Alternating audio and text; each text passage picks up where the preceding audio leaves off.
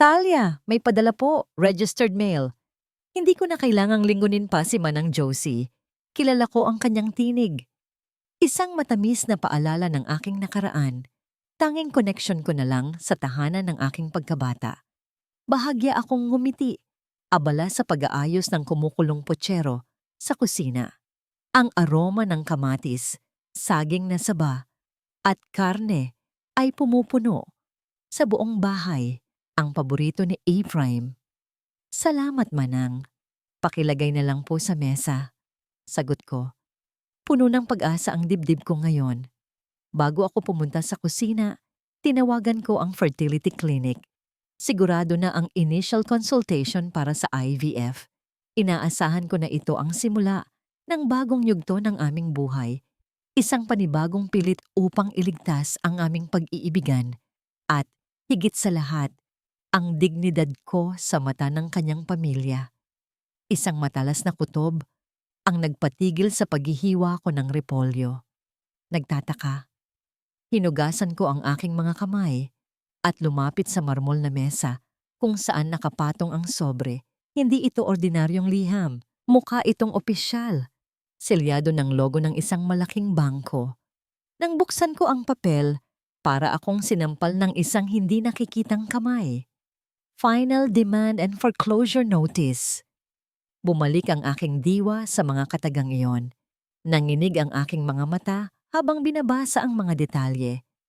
Ang ancestral home ng aking mga magulang sa Cebu, ang bahay kung saan ako lumaki at nagdaraos ng mga piyesta ay nakasangla. Ang halaga ng utang ay napakalaki at ang kabuuang panahon ng pagbabayad ay matagal nang lumipas. Ang nakatatak na pangalan sa ibaba ng pahina, Ephraim J. de la Vega. Hindi, imposible. Hindi niya gagawin ito. Ang bahay na yon ay hindi lang yaman. Iyon ang kaluluwa ng aking pamilya. Iyon ang huling natitirang piraso ng aking alaala sa aking mga magulang. Kasabay ng pagkaligaw ng aking isip, isang mahina, ngunit nagbabantang tunog ang nagpabalik sa akin. Ang cellphone ni Ephraim na naiwan niya sa kanyang pagmamadali ay umilaw sa mesa. Isang mensahe mula sa isang hindi pamilyar na numero. Nakita ko ang pangalan. Architect Mendoza. Can't wait for tonight, hon. Wear that perfume I like. Mendoza, si Architect Clarissa Mendoza, ang aking karibal. Ang babaeng nakikipagkumpetensya sa akin para sa Liloan Restoration Project. Ang hon, ang pabango. Ang dalawang katotohanan ay pumasok sa aking utak ng magkasabay at ang bawat isa ay mas matalim pa sa pinakamatalim na basag. Ang aking asawa, ang politikong ipinagmalaki ko, ay nagnakaw ng pinakamahalaga kong pag-aari at sumiping sa aking kaaway. Ang papel ng foreclosure ay bumagsak sa sahig. Ni hindi ko naramdaman ang pagbitaw ng aking mga daliri. Hindi ko narinig ang pagkalat ng mga pahina. Ang tanging ingay na naririnig ko ay ang pagigting at pagputol ng isang bagay sa loob ng aking dibdib. Ito ay ang huling sinulid ng pag-ibig, pagtitiwala, at paggalang na matagal ko nang pinipilit panatilihin. Ang mga kamay ko, ang mga kamay na nagtatag ng kanyang karera, ang mga kamay na gumuhit ng mga planong nagdala sa amin sa yaman, ngayon ay nanginginig, hindi dahil sa lamig, kundi dahil sa isang malalim na pangingilabot. Tinitigan ko ang kumukulong potsero. Ang bango ay tila naging amoy ng pagkabulok, isang matamis, ngunit nakasusulasok na amoy ng kasinungalingan. Saan nagkamali ang lahat? Kailan nagpalit ng anyo ang lalaking pinakasalan ko? Naramdaman ko ang pag-init ng aking mga mata, ngunit pinigilan ko ang luha. Ayokong marinig ang boses niya sa bawat pagpatak. Ang pinakamalaking sakit ay hindi ang panloloko, kundi ang pag-iisip na lahat ng sakripisyo ko ay ginawa para sa isang multo, isang huwad, sa dinami-dami ng bagyo na sinuong ko para sa kanya. Bakit ako pa ang naiwan sa gitna ng ulan? Isang tunog ng isang sasakyan ang pumasok sa tahimik na hapon. Narating ng sasakyan ang parking space sa labas. Si Ephraim na, Bumukas ang pinto. Pumasok si Ephraim na may ngiti sa labi. Isang ngiting punong-puno ng pagkukunwari na ngayon ko lang nakita ng ganoon kalinaw. Tiningnan niya ako. Ang kanyang mga mata ay walang bakas ng pagkakasala. Wow! Ang bango naman ng putsero hon. Gutom na gutom ako. Anya. At inihanda ang sarili para sa hapunan. Nakatayo lang ako, hindi makagalaw. Ang lamig na dumaloy sa akin ay mas matindi pa sa lamig ng sementong tinatapakan ko. Hawak-hawak ko ang telepono niya. At sa ibaba ng marmol na mesa, nakakalat ang katibayan ng kanyang masamang balak. Hindi ako umiyak. Hindi ako sumigaw. Ang tanging nararamdaman ko ay ang malalim na katahimikan ng isang kaluluwang kakatapos lang mamatay. Ano ang sasabihin ko? Paano ko sisimulan ang paghaharap? Hindi ko alam kung meron pa akong lakas para magsalita. Sa gabing iyon, hindi ako umiyak. Hindi ako sumigaw. Ang katawan ko ay tila isang lalagyan na walang laman, nakatayo sa harap ni Ephraim na patuloy na nagkukwento tungkol sa kanyang araw, habang ang katibayan ng kanyang kasamaan ay nasa paanan ko. Wala akong balak magluto, Ephraim. Tanging nasabi ko, at ang boses ko ay halos hindi marinig, parang bulong ng hangin. Kinuha ko ang cellphone niya at iniabot. May nag-text sa'yo. Kinuha niya ang telepono at ang pagbabago sa kanyang mukha ay agad kong nakita. Mula sa inosenteng na ngiti ay naging isang matigas na ekspresyon. Tiningnan niya ang screen at mabilis na binura ang mensahe. Trabaho lang, aniya. At kinuha ang foreclosure notice mula sa sahig na may tila inis. Ang dami mong praning. Business lang, Talia. Baka naman may pinagdadaanan ka na naman. Sinubukan kong ipaliwanag ang sakit ng pagsangla niya sa bahay, ang pagiging wala ng respeto sa alaala ng aking mga magulang. Ngunit pinaratangan niya akong nag-iisip na lang na ang lahat ay bahagi lang ng isang investment na magpapalaki sa kanilang political leverage. Hindi siya nagkakamali. Siya ang biktima ng aking overreaction. Ang mga pag-aalinlangan ko ay binaligtad, ginawang paranoia. Sa huli, napagod ako. Hindi dahil sa pisikal na pagod, kundi dahil sa pagod na subuking ipaliwanag ang katotohanan sa isang taong pinipili ang kasinungalingan. Hindi na ako nagsalita at naniwala si Ephraim na nag-back off ako. Kinabukasan, ang katahimikan sa bahay ay naging bingi. Ang pag-iisip ko ay hindi na nagpoproseso ng emosyon, kundi nag-iisip kung paano ako aalis. Bago ako magdesisyon, kailangan ko ang perang pinag-ipunan ko. Ang perang hindi ko pinansin nung natuklasan ko ang pagtataksil ni Ephraim. Ang perang para sa ABF. Pumunta ako sa aming silid-tulugan. Naghahanap ako ng kapayapaan sa gitna ng aking kaguluhan. Lumapit ako sa isang lumang baul, ang tanging bagay na nadala ko mula sa bahay ng aking mga magulang. Ang taguan ng pinakamahalaga kong pag-aari. Dahan-dahan kong inangat ang mabigat na takip. Wala na ang envelope na may pera. Sa pag-aakalang nalipat ko lang ito, naghalughog ako ng buong kwarto na para akong baliw. Ang bawat kumot, ang bawat libro, ang bawat kahon ay binaligtad ko. Hindi ito lumipat. Wala na ito.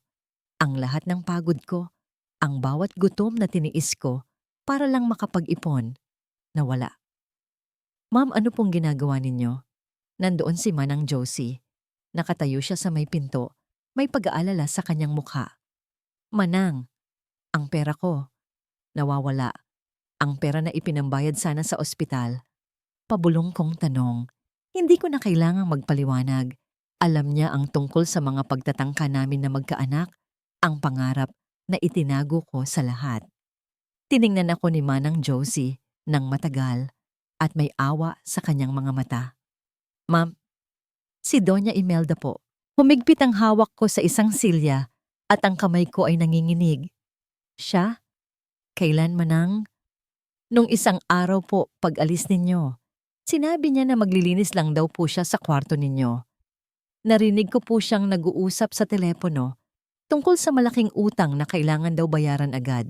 Sabi niya, "Huwag kang mag-alala, may ATM ako sa bahay." Ang ATM ay hindi ang bank card. Ang ATM ay ako.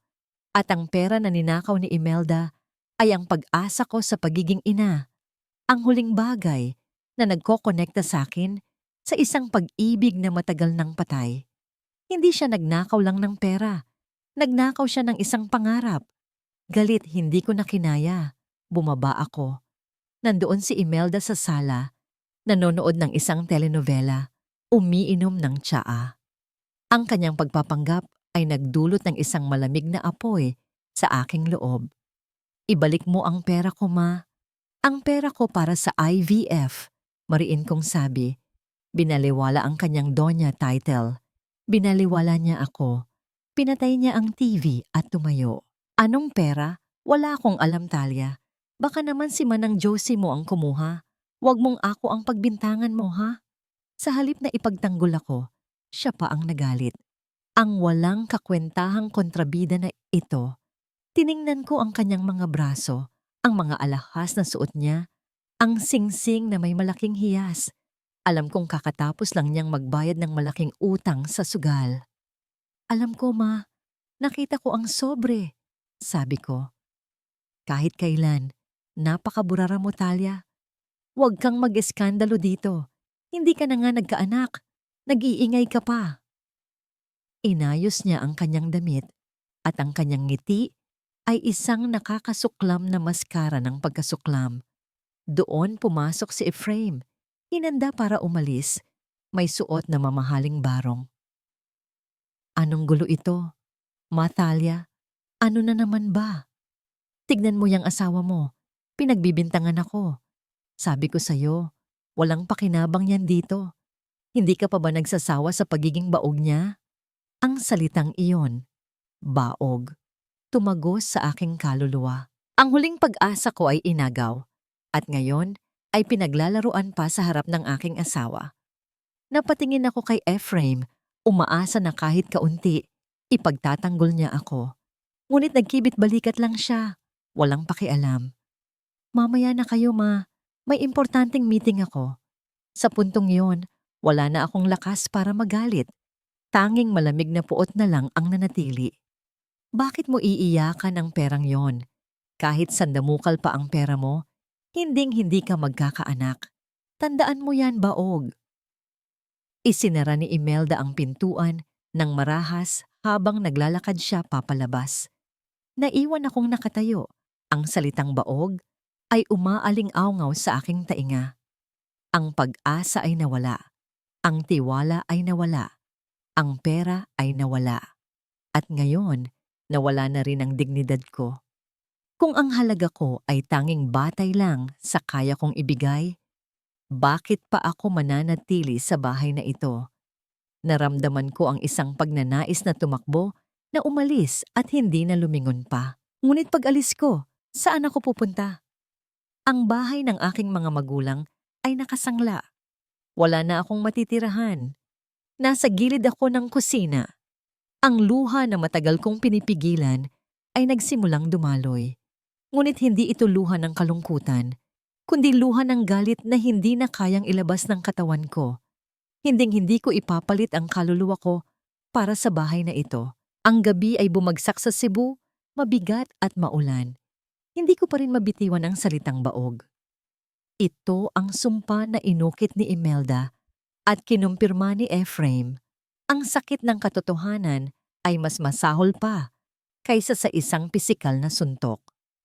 Matapos ang pag-alis nilang mag-ina, para akong isang kandila na naubusan ng mitya, ang liwanag ay namatay na. "Hija, kumain ka na." Pakiusap ni Manang Josie. Inilapag ang isang mangkok ng kanin at tuyo sa gilid ng aking kama. Hindi ko siya tinugon. Nang gabing iyon, matapos ang ilang oras ng walang emosyon na pagtitig sa kisame, lumabas ako ng kwarto. Nakita ko si Ephraim. Nakaupo siya sa kanyang desk, nag-aayos ng mga papel. Mayroon siyang isang air ng martyrdom na para bang siya ang biktima ng aking hysteria. "Talia, let's talk." Simula ni siya. Ang kanyang tinig ay malamig at kalkulado. Masyado kang nagpapaapekto sa mama ko. Alam mo naman yon. Lumapit ako. Ang mga hakbang ko ay mabagal, ngunit puno ng isang bagong uri ng apoy. Nagpaapekto? Ephraim, ninakaw niya ang huling pag-asa ko sa pagkakaroon ng anak. At kinampihan mo siya. Kinampihan mo ang pagtataksil. Inilapag ko sa kanyang desk ang foreclosure notice at ang litrato ni Clarissa Mendoza na nakuha ko sa kanyang email bago niya ito mabura. Walang alinlangan. Ang mukha niya ay naging putlang-putla.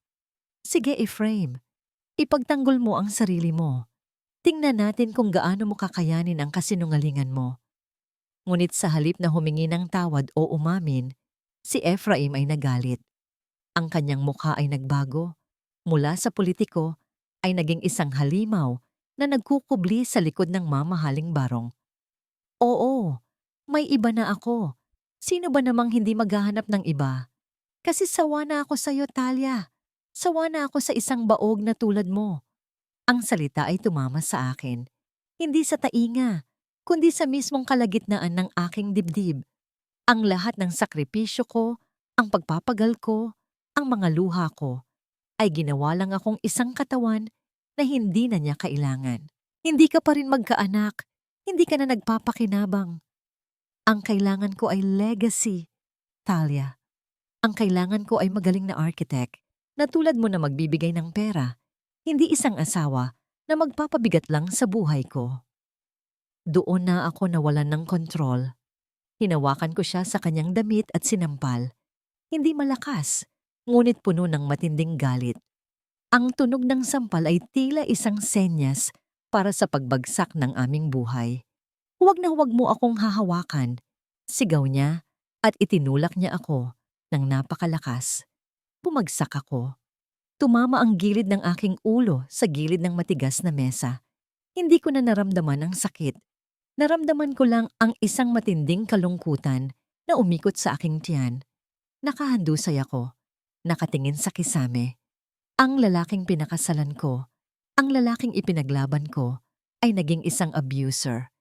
Sa huling pagkakataon, nakita ko siya hindi bilang asawa, kundi bilang isang estranghero na puno ng galit at kasamaan. Lumalabas si Imelda mula sa likod ni Ephraim. Ang kanyang mga mata ay nagniningning na may nakakakilabot na tagumpay. Ayan na, Ephraim. Sabi ko na sa'yo, kailangan na nating matapos ito. She's a liability. Lumuhod si Imelda. Hawak ang isang nakatuping papel at isang ballpen. Ang kanyang gininto ang kuko ay tumuturo sa linya ng pirma. Pirmahan mo ito, Thalia. Aniya, ang kanyang tinig ay may halong lamig. Ito ay isang last will and testament. Ipaubaya mo sa amin ang lahat ng shares mo sa kumpanya.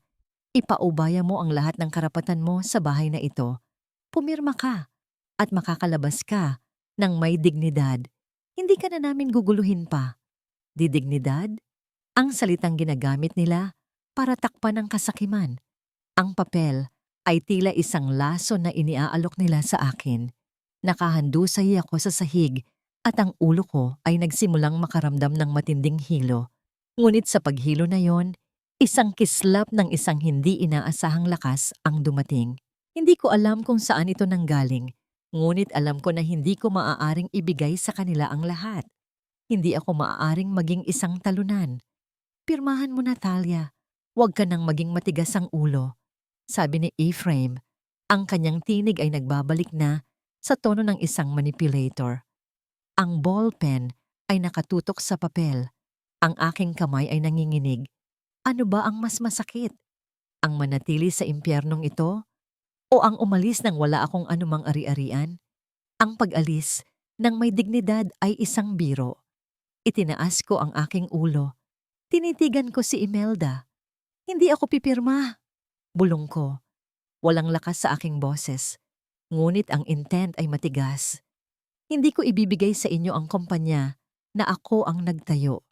Kung gusto ninyo, ipaglaban ninyo sa korte.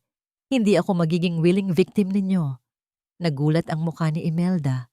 Si Ephraim ay namutla. Ang pagtanggi ko ay tila isang di inaasahang suntok para sa kanila. Umupo ako ng dahan-dahan. Ang sakit ng aking ulo ay tila nagbigay ng kalinawan sa aking isip. Ganito na lang ba talaga? Tanong ko sa sarili. Tatanggapin ko na lang ba ang lahat? Naglakad papalabas si Ephraim.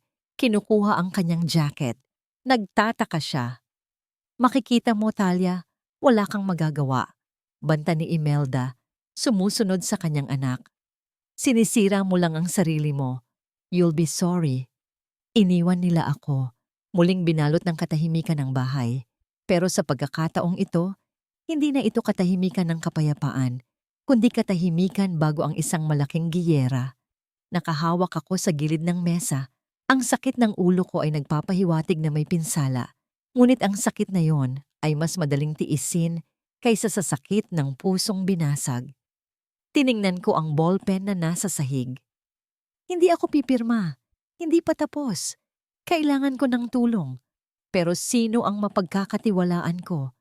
Sino ang magtatanggol sa isang baog na walang-wala? Matapos ang insidente, naghari ang isang malamig na kapayapaan sa loob ng bahay. Para sa mag-inang Ephraim at Imelda, ang pag-akyat ko sa kwarto at ang aking pananahimik ay senyales ng pagsuko. Sa kanilang pag-iisip, isa na akong talunan.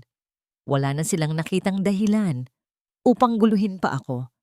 Pinabayaan nila ako na para bang wala akong silbi. Ang 4 na dingding ng aming silid ay naging bilangguan ko. Hindi ako lumabas. Hindi ako kumain ng maayos. Hindi ko pinansin ang mga tawag mula sa aking mga kliyente. Para akong isang gusali na inabandona. Ang kaluluwa ay unti-unting ginigiba ng kawalan ng pag-asa.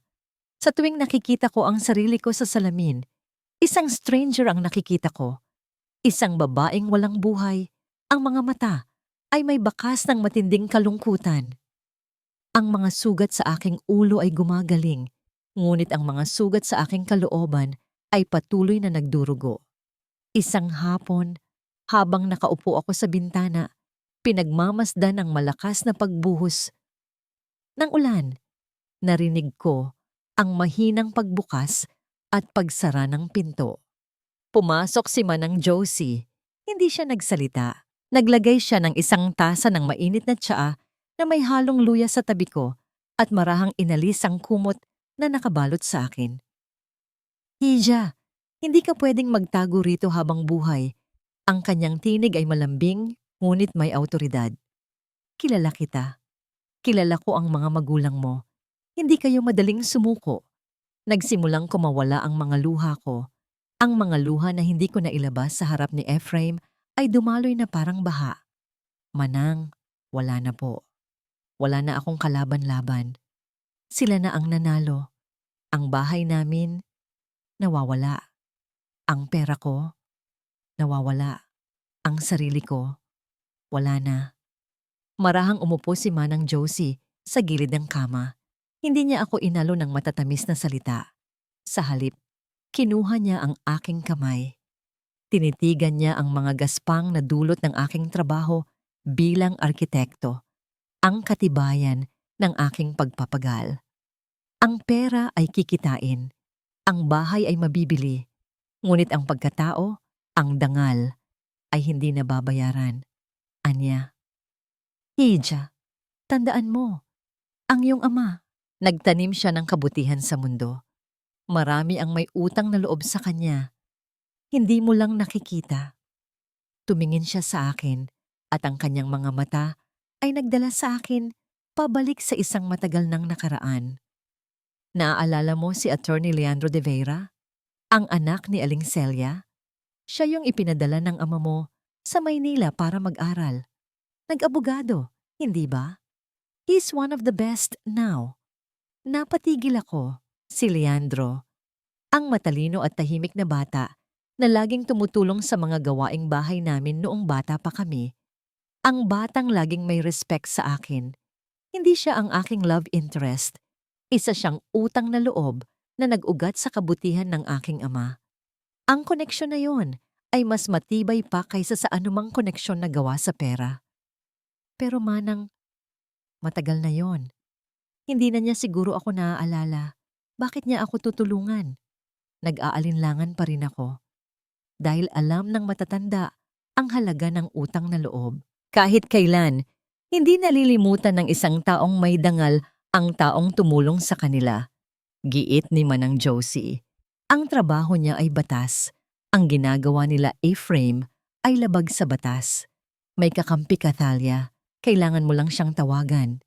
Naiwan akong mag-isa. Sa loob ng ilang sandali, tinitigan ko ang aking cellphone. Ang pag-aalinlangan at ang takot ay naglalaban sa loob ko. Ang pagtawag ay nangangahulugan ng pag-amin na kailangan ko ng tulong na hindi ko na kayang gawin ito ng mag-isa. Ngunit ang hindi pagtawag ay nangangahulugan ng tuluyang pagbagsak. Pinahid ko ang luha ko. Hindi ko nahahayaan na ang mga luha ko ay maging gasolina para sa kaligayahan ni Imelda. Naramdaman ko ang matinding pangangailangan na magsimula ng laban. Kinuha ko ang telepono. Naghahanap ako sa internet. Lumabas ang pangalan niya. Attorney Leandro de Vera, Litigation Specialist. Ang kamay ko ay nanginginig nang i-dial ko ang numero. Sa kabila ng aking pagkawasak, isang kislap ng lumang determinasyon ang dumating. Ito ang unang hakbang ko sa labas ng bilangguan na nilikha ni Ephraim. Matapos ang 2 ring, may sumagot. Ang kanyang tinig ay professional, ngunit pamilyar. Hello? Attorney Leandro de Vera speaking.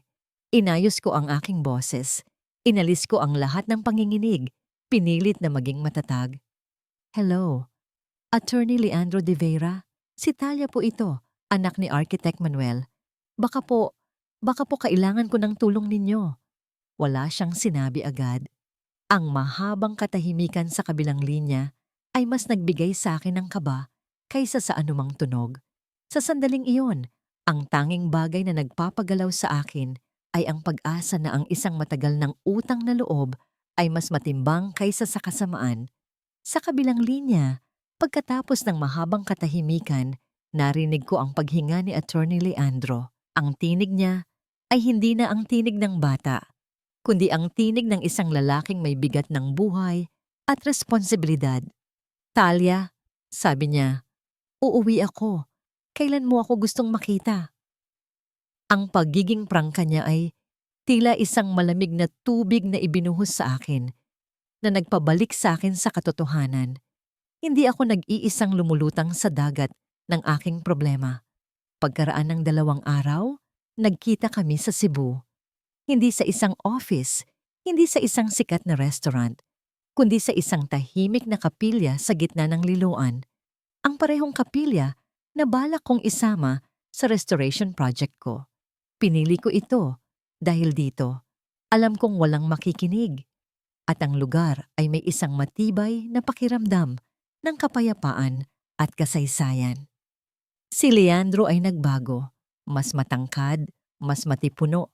Ang aura ay profesional at malinis. Ngunit ang kanyang mga mata ay nanatiling mabait, tulad ng naalala ko. Nagbigay siya ng isang simpleng pagtango bilang pagbati.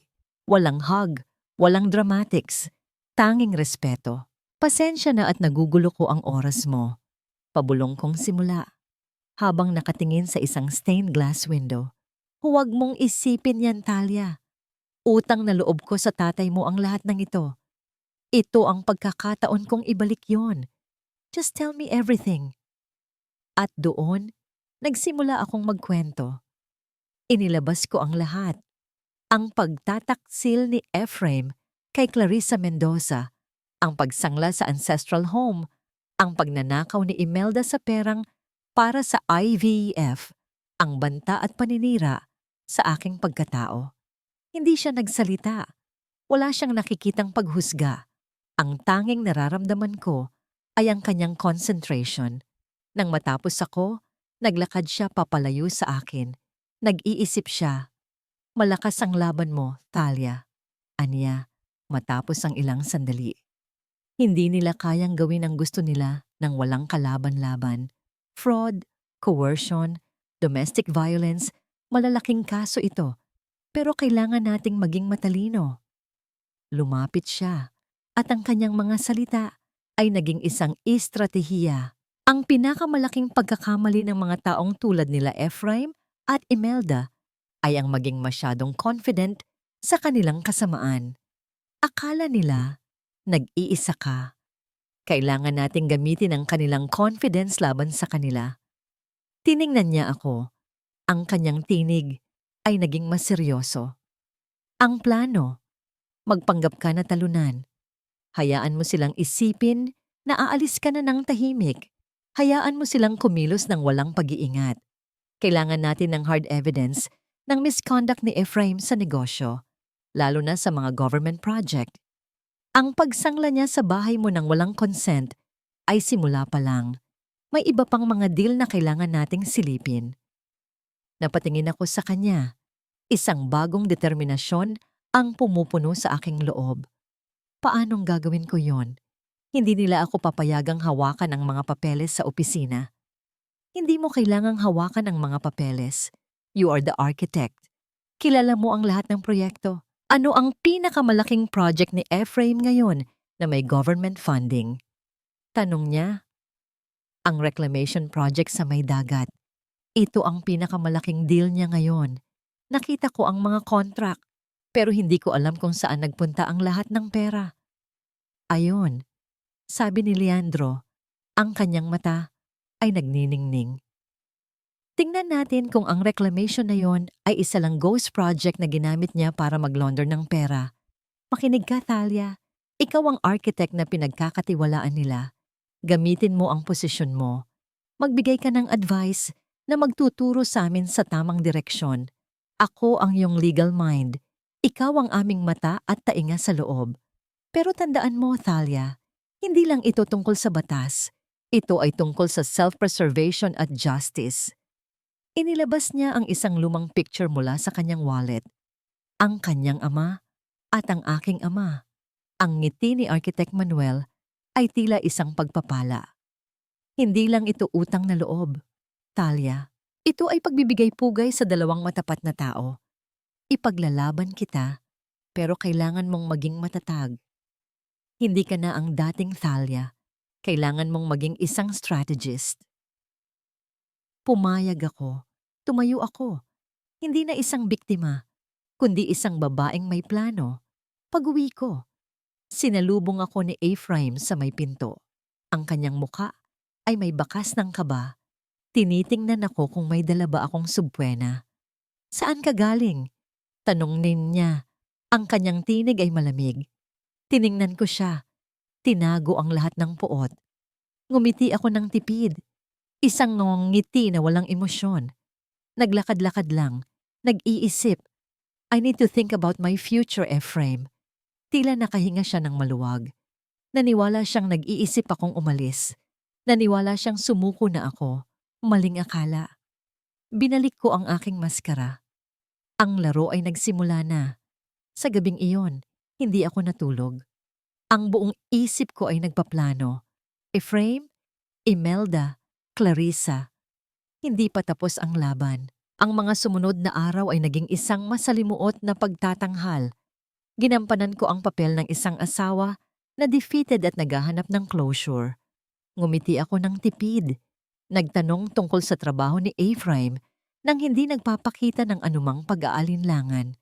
Ang potsero ay hindi ko na inuulam, ngunit naghahanda pa rin ako ng kape niya tuwing umaga. Hindi ko na hinayaan na makita ni Imelda ang aking luha. Kung ang kanilang kasamaan ay confidence, ang aking pagiging kalmado ay naging aking armor. Nakita ko sa kanilang mga mata ang pagluwag ng pakiramdam. Naniniwala sila na nanalo na sila, na ang baog na asawa ay malapit ng lumayas. Ang plano ay nagsimula sa aking opisina. Kailangan kong tingnan ang mga documents tungkol sa reclamation project. Ang proyektong ito, kung saan nakasalalay ang political future ni Ephraim, ay ang pinakamagandang lugar upang makahanap ng ebidensya ng kanyang katiwalian. Naka-schedule akong mag-inspection sa Liloan Restoration Project, ang simbahan na itinatayo ko.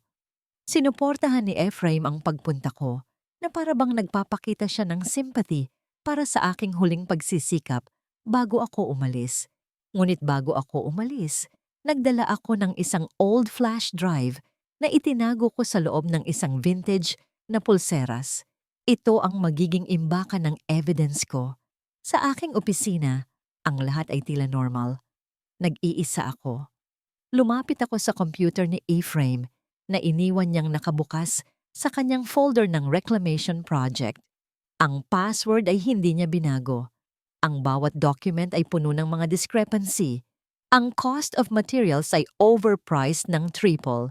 Ang suppliers ay mga shell corporations na nakakonekta kay Clarissa Mendoza. Ang pera na dapat ay napunta sa proyekto ay dumaan sa iba't ibang accounts. Ito ay hindi lang pagtataksil. Ito ay grand corruption. Nagsimula akong mag-transfer ng mga files papunta sa flash drive. Naramdaman ko ang pagbilis ng pagtibok ng aking puso. Hindi dahil sa takot na mahuli, kundi dahil sa pagkumpirma na ang lalaking minahal ko ay isang kriminal. Nabalik lang ang aking diwa nang marinig ko ang pagbukas ng pinto sa labas ng cubicle ko. May naglalakad. Mabilis kong tinanggal ang flash drive at itinakip ang pulseras sa aking braso. Nagpanggap akong nag-aayos ng aking bag. Ang pumasok ay si Clarissa Mendoza. Nakangiti siya, ang kanyang damit ay mahal, at ang attitude ay arrogant. "Oh, Thalia, nandito ka pa pala. Akala ko ay nagpapahinga ka na. You know, pagkatapos ng lahat ng nangyari." Anya, may tono ng pang-iinsulto. Hindi ko iniiwan ang aking trabaho, Clarissa. Hindi ako liable sa mga projects na ako ang gumawa. Ang boses ko ay kalmado, malamig. Ngumiti siya. "Wala ka nang kailangang patunayan, Thalia. Let Ephraim take over. He's stressed. Sayang naman ang ganda mo kung magmumukha kang matanda sa kakaisip." Lumapit siya at sinandala ng desk ni Ephraim. "Actually, ako na lang ang hahawak ng Liloan project. It's too complicated for you right now." Naramdaman ko ang pag-igting ng aking panga. Ang proyekto sa Liloan ay ang aking kaluluwa. Ang pag-angat sa simbahan ay ang aking rebirth. Huwag mong isipin ang Liloan project, Clarissa. It's mine. Ang dapat mong pag-isipan ay ang reclamation project. Tingnan mo kung gaano kalaki ang utang ni Ephraim. Are you sure you want to inherit that debt? Ang kanyang ngiti ay biglang nawala. Nagbago ang kanyang ekspresyon, nagpakita ng isang kislap ng kaba. Tumayo siya ng tuwid. "Anong ibig mong sabihin?" tanong niya. Ngumiti ako. Ito ang unang pagkakataon na nakaramdam ako ng lakas. "Wala. Nag-aalala lang ako sa'yo. After all, ikaw ang magmamana ng mga problema niya. Just check the documents, Clarissa. You might find something interesting." Umalis ako. Habang naglalakad papalayo, narinig ko ang pagmamadali ni Clarissa. Alam kong titingnan niya ang mga documents dahil sa kanyang pag-aalinlangan. Iyon ang kailangan ko. Ang instinct nila na maghanap ng problema sa loob ng kanilang sariling gulo. Habang papunta ako sa airport para makipagkita kay Leandro, tinitigan ko ang pulseras sa aking braso. Sa loob nito ay ang lihim na magpapabagsak sa mga taong ito. Ang pagtingin sa mga files ay nagbigay sa akin ng kalinawan. Hindi ito tungkol sa isang lalaki. Ito ay tungkol sa justice at corruption. Handa na akong maglabas ng aking unang alas. Sa isang tahimik na sulok ng isang coffee shop sa Maynila, inabot ko kay Leandro ang flash drive. Hindi namin pinili ang Cebu dahil alam namin na binabantayan ako. Tiningnan ni Leandro ang mga files, ang mga numero, ang mga pangalan ng shell corporations, ang paper trail na nag-uugnay kay Ephraim sa grand corruption at kay Clarissa Mendoza sa money laundering. Ang kanyang mukha ay naging seryoso. "Thalia, this is solid. Ang reclamation project ay isang malaking scheme. Nag-divert si Ephraim ng pondo ng gobyerno. Hindi lang ito tungkol sa inyong marriage. Ito ay isang criminal case na magpapabagsak sa kanyang karera at posibleng magpabilanggo sa kanya." Sa halip na makaramdam ng tagumpay, naramdaman ko ang isang matinding bigat. Ang pag-ibig ko ay isang kriminal pala. "Anong susunod, Leandro?" tanong ko. kailangan nating i-file ang kaso. Pero bago yon, kailangan nating tiyakin na hindi makukuha ni Ephraim ang Liloan Restoration Project mo. Iyon ang kaluluwa mo. Gagamitin nila yan para sirain ka. At higit sa lahat, kailangan nating i-secure ang ancestral home mo. Nalaman ni Ephraim at Imelda na hindi ako umalis sa trabaho. Mas lalo silang nagmadali. Isang araw, bumalik ako sa aking opisina. Sinalubong ako ng isang memo mula sa Board of Directors. Ang board na kontrolado ni Ephraim, nakasulat sa memo, Resolution to temporarily relieve Thalia de la Vega as project head of the Liloan Restoration Project due to mental instability and inability to produce results.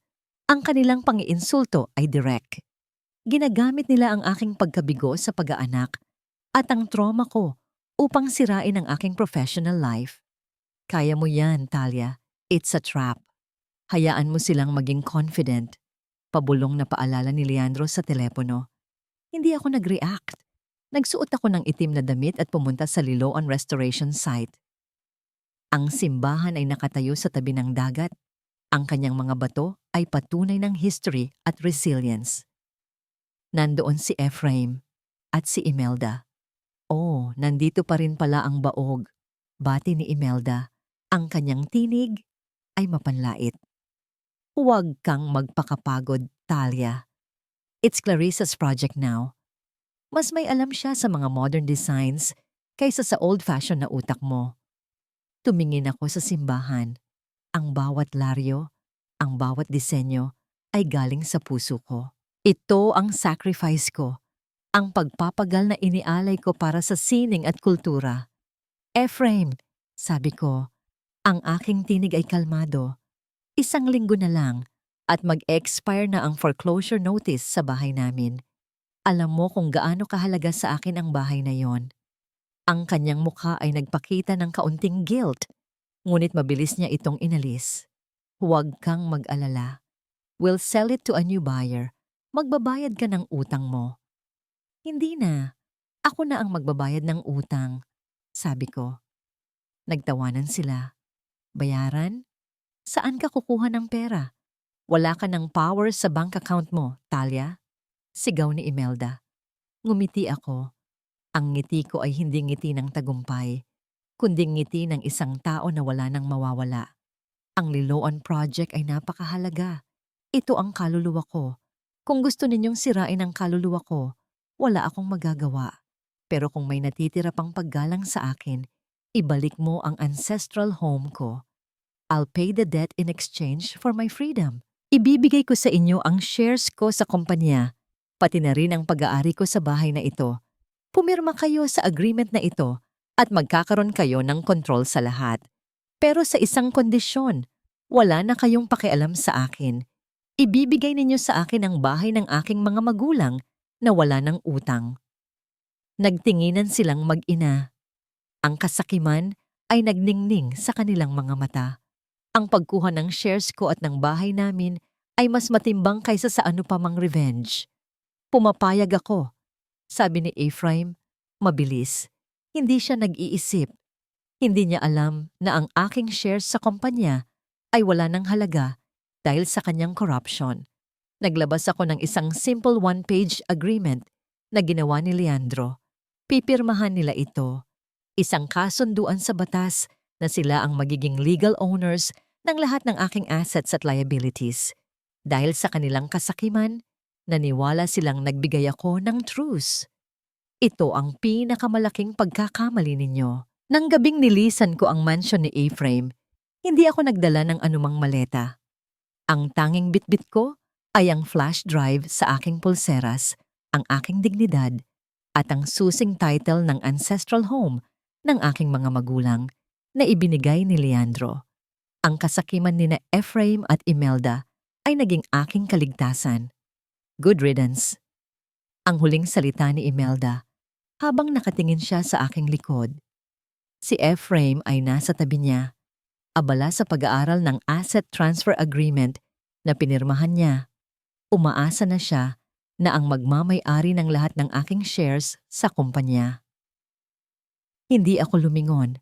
Ang mansion ay isang bahay na ginto, ngunit ito ay puno ng amoy, ng pagkabulok at kasinungalingan. Sinalubong ako ni Manang Josie sa gate. Inabot niya sa akin ang isang bag, hindi puno ng mga damit, kundi ng mga inihanda niyang pagkain. Hija, huwag kang mag-alala. Magiging maayos ang lahat. Alam kong tama ang ginawa mo, anya, at ang kanyang mga mata ay puno ng pagmamahal. Salamat, Manang. Kung hindi dahil sa'yo, wala na sana ako ngayon. Ang aking sasakyan ay naghihintay na. Si Attorney Leandro. Nakatayo siya sa tabi ng sasakyan. Nakita ko ang isang pag-aalala sa kanyang mukha. Hindi siya pumasok sa bahay. Alam niyang kailangan kong harapin ang aking demons ng mag-isa. Talia, sabi niya, ligtas ka na. Ihahatid kita sa bahay ninyo. It's clean now. No mortgage. Ang pagmamaneho ay tahimik.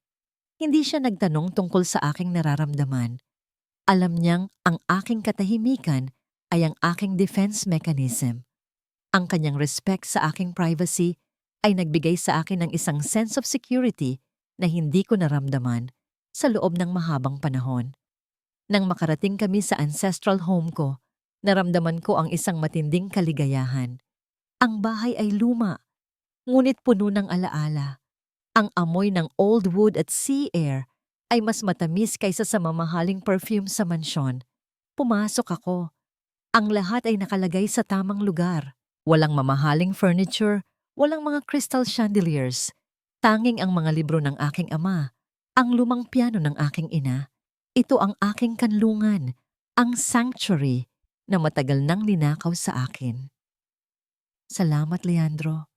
Kung wala ka, wala na sana ako dito. Huwag kang magpasalamat sa akin. Ang tatay mo ang nagturo sa akin ng kahalagahan ng utang na loob. I am just returning the favor. Anong susunod na hakbang? Tanong ko. Ang paper trail mo ay nasa akin. Ngayon, it's time to build your defense. Ipapakita natin na ang kasamaan nila ay hindi lamang sayo, kundi sa bayan. Gagamitin natin ang reclamation project upang sirain ang kanilang public image. Umalis si Leandro. Naiwan akong nag-iisa. Matagal akong nakatitig sa bintana. Pinagmamasdan ang mga bituin. Ang ancestral home ko ay isang palatandaan. Ang resilience ng aking pamilya. Ang aking sariling resilience. Ang gabing iyon ay ang pinakamahabang gabi. Naramdaman ko ang lahat. Ang grief sa pagkawala ng aking kasal, ang anger sa kasamaan ni na Ephraim at Imelda, at ang relief na sa wakas, ligtas na ako. Mula ngayon, walang Ephraim, walang Imelda. Tanging Talia at ang kanyang bagong simula. Ang mga sumunod na buwan ay naging marathon ng paggawa at pagpaplano.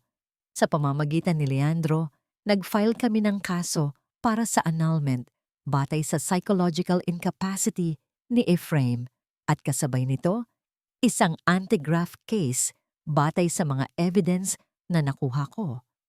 Habang naghahanda kami, si Ephraim ay patuloy na nagdiriwang. Naniwala siyang nagwagi na siya.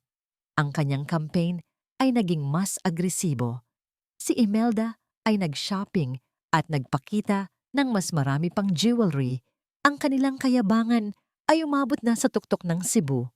Ang hearing sa korte ay ang araw ng pagtatapos ng aming marriage, ngunit ito ay simula rin ng pagbagsak ng kanyang career. Pumasok ako sa courtroom. Hindi ako nagsuot ng itim. Nagsuot ako ng isang simpleng puting dress, ang kulay ng purity at new beginning. Ang mga mata ko ay kalmado, ang aking tindig ay matatag. Sa kauna-unahang pagkakataon, naramdaman ko na hindi ako ang baog, kundi siya. Nandoon si Ephraim. Ang kanyang abogado ay nagpakita ng isang arrogant smile. Nandoon din si Imelda na may suot na pearls na tila hindi makakita ng anumang guilt sa kanyang mukha. Ang lawyer ni Ephraim ay nagsimula sa pamamagitan ng pag-atake sa aking character. Your Honor, hiniling ng petitioner ang annulment at financial settlement dahil sa inability niyang magkaanak. Siya ay may mental instability dahil sa kanyang trauma. Biglang tumayo si Leandro. Ang kanyang tinig ay malakas, may awtoridad, at puno ng righteous indignation. Objection, Your Honor. Ang aming petitioner ay hindi naghahanap ng financial settlement. Ang lahat ng aming assets ay na-transfer na sa respondent sa ilalim ng isang contract na ginawa ng kasakiman. Ang aming layunin ay annulment at justice. Inilabas ni Leandro ang evidence ng foreclosure sa aking ancestral home, ang mga document ng asset transfer na pumapabor kay Ephraim, at ang mga text message ni Clarissa Mendoza. Ang courtroom ay nabalot ng katahimikan. Ipinapakita namin, Your Honor, na ang respondent ay may pathological capacity to deceive at abuse, hindi lamang sa kanyang asawa, kundi sa public trust. Doon, inilabas ni Leandro ang huling baraha, ang mga evidence ng corruption sa reclamation project, ang mga wire transfers, ang ghost corporations. Si Ephraim ay namutla, nawala ang kanyang politician's face, naging isang takot na lalaki siya. Lies! It's all fabricated by my bitter wife. Inggit siya dahil baog siya. Sigaw ni Ephraim, hindi na makontrol ang kanyang sarili. Your Honor, sabi ni Leandro, kalmado. Ang mga salita ng respondent ay nagpapakita ng kanyang character at temperament. Hindi siya ang victim, siya ang abuser at ang corrupt official. Si Imelda ay tumayo, nanginginig. Ang kasinungalingan, ang anak ko ay may honor. Ang honor ay hindi nababayaran, ma'am, sagot ni Leandro. Hindi ito nabibili ng perang ninakaw mo mula sa IVF fund ng inyong manugang. Nakita namin ang bank statement ng supplier ng sugal na binayaran mo. Ang courtroom ay naging isang melodrama. Ang desisyon ay dumating ng mabilis. Annulment ay granted. Ang kaso ng anti-graft ay inilipat sa proper authorities. Ang lahat ng assets na nakuha ni Ephraim mula sa akin ay frozen at sasailalim sa investigation. Ang karma ay hindi isang mabilis na paghihiganti. Ito ay isang mabagal at matatag na legal process. Sa huling pagkakataon, tinitigan ko si Ephraim. Hindi ko naramdaman ang anger, kundi ang awa. Ang kanyang ambition at greed ay nagdulot ng kanyang sariling pagbagsak. Siya ay nag-iisa na ngayon. Ang kanyang future ay nasa kamay ng batas. Ako ay, ang huling verdict sa korte ay hindi pa ang huling pahina ng aking healing. Sa paghihiwalay namin ni Ephraim, naramdaman ko ang isang vacuum, ang pagkawala ng pag-asa na matagal kong iningatan. Ang healing process ay nagsimula sa aking ancestral home, sa amoy ng old wood at sea breeze na nagbigay sa akin ng kapayapaan. Ang focus ko ay ibinaling ko sa Liloan Restoration Project. Matapos ma-freeze ang mga assets ni Ephraim, ang proyekto ay naantala. Ngunit may shares pa rin ako sa kumpanya. Ang mga shares na legitimate at hindi nagamit sa kanyang scheme. Nagsimula akong magtrabaho ng mag-isa. Wala nang pressure mula kay Ephraim, wala nang sabotage mula kay Clarissa. Ang bawat guhit ko sa papel ay nagbigay sa akin ng bagong buhay. Ito ang aking rebirth, ang pagbalik sa aking passion at value. Nag-aalala si Leandro. Madalas siyang bumibisita sa Cebu, hindi bilang isang abogado, kundi bilang isang kaibigan. Nagdala siya ng files at kape, ngunit mas madalas, nagdala siya ng katahimikan at respect.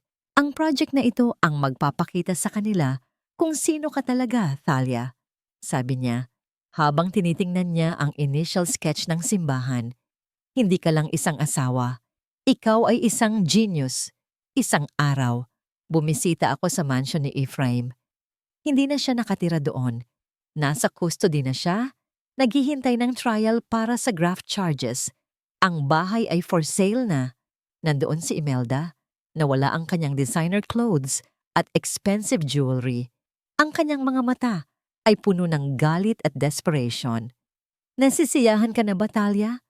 Sa ginawa mo, sisirain mo ang legacy ng pamilya namin.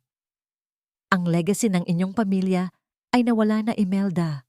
Hindi dahil sa akin, kundi dahil sa kasakiman ni Ephraim. Sagot ko, kalmado. Wala ka ng pag-asa. You're still a baog. Wala ka ng magiging anak. Ang tagumpay mo ay walang halaga kung wala kang magiging tagapagmana.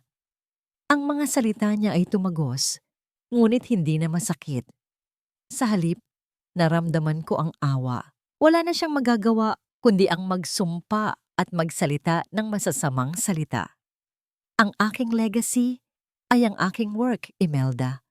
Ang Liloan Church ang aking magiging child at ang aking tagapagmana ay ang integrity na kailanman ay hindi ninyo makukuha. Umalis ako. Hindi na ako lumingon. Nang matapos ang Liloan Restoration Project, isang celebration ang naganap. Ang simbahan ay nakatayo na, mas maganda kaysa dati.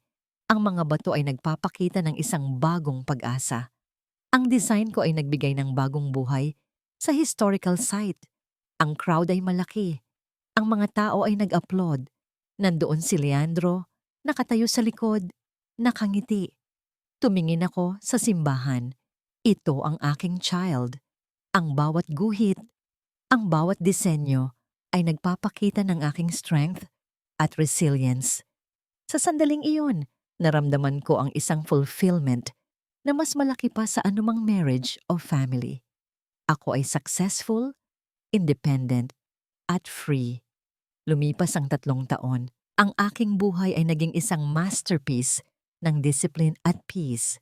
Ang Thalia de la Vega Architectural Firm ay naglilista na ng mga bagong historical preservation projects sa buong Visayas.